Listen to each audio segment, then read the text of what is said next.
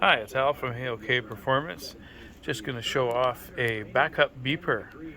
So you plug it in between your speed control and your throttle signal coming out of your receiver. That's channel 2. And this thing samples the servo signal going to the speed control to know when to turn on the reverse beeper.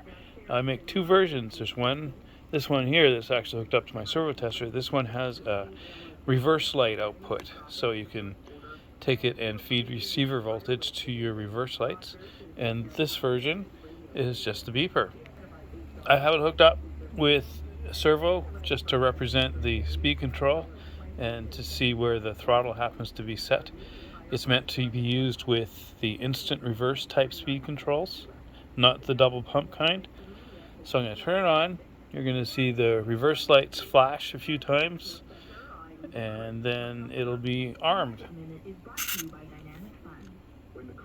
Rotate left, which is forward, no beeping. Rotate right,